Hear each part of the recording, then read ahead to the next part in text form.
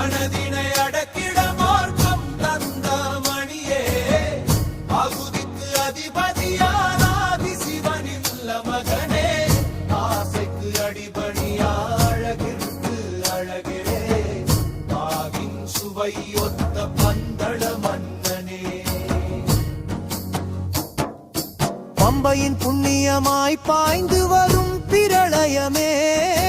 கருப்பு ஆடையில் காட்டிய காருண்ய சரணமையப்பா பலவினை அடக்கிட மாட்டோம் கந்த மணியே ஆகுதிக்கு அதிபதியான ஆதிசிவன் மகனே ஆசைக்கு அடிபணியா அழகிற்கு அழகே ஆகின் சுவை ஒத்த பந்தளவன் மணியே